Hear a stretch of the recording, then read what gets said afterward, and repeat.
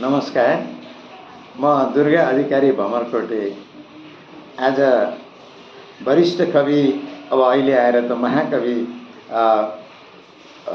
लक्ष्मीप्रसाद देवकोटाको विषयमा महाकाव्य लेख्ने अर्का महाकवि हाम्रा कलानिधि दाहाल ज्यूको यो मङ्गलाचरणबाट नै मैले केही श्लोकहरू यहाँ प्रस्तुत गर्ने विचार गरेको छु। यसमा उहाँले म कस्तो हुन सकौँ भन्ने हिसाबको चाहिँ एउटा आराधना जस्तो गर्नुभएको छ मङ्गलाचरणमा। स्वीकार्नुहोस् कलानिधि दाहालको यो अनुष्टुप छन्दमा रचिएका केही कविताका पृष्ठहरू।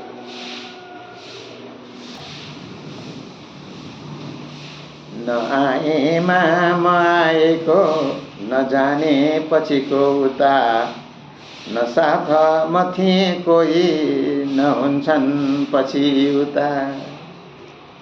छन् भनेर गरी गर्व वर्तमान परितल, दृश्य छन् जे जता सामु, नपारौँ दिल चञ्चल। सापेक्षितै सत्य अहो खुल्ने हौन् सधैँ, साधा यो जगमा पाऊ, टेकिने हुन् यता सधैँ। गफको जिन्दगी बुन्दै नहिँड्ने महौँ सधैँ, अक्षर आकाश धरा उफ्रूँ सधैँ सधैँ सधैँ।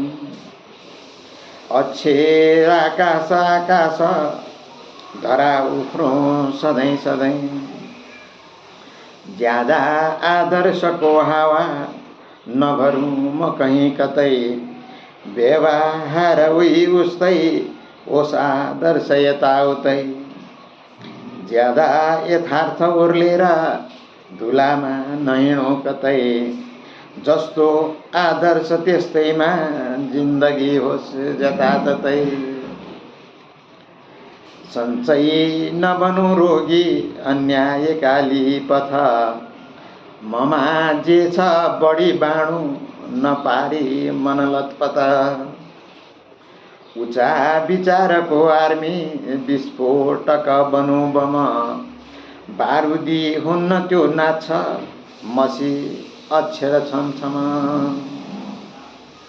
छताछुल्ल बगे जस्तै सङ्ला सागरमा बगौँ, धमिला भेलका सामु डर कामेर सकबगौँ।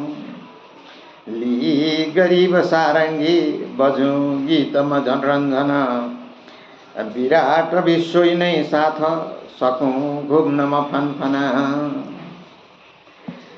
सामन्त र सबै भ्रष्ट हुन् दुश्मन सधैँ सधैँ, पारिवारिका घेरा हुन् दुश्मन सधैँ सधैँ।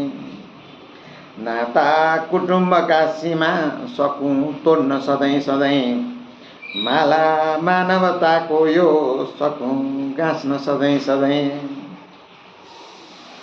अन्धविश्वास हुन् मेरा पाउमा रहने पल, माथा सगरमाथा झैँ अग्लिने हुन् हिमाञ्चल।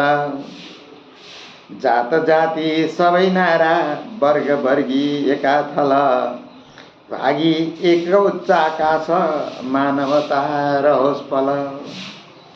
बाजका छन् यहाँ घेरा निर्बाधमा रहौँ उता, साँझका छन् यता डेरा बिना साँझ रहौँ उता। स्वार्थका छन् यता फेरा निस्वार्थ रहौँ जता उता, ज्यादा स्तुति सबै फालौँ निन्दा सहौँ जतातता। ज्यादा स्तुति सबै फालौँ निन्दा सहौँ जतातता। हस्, धेरै धेरै धन्यवाद अनि नमस्कार।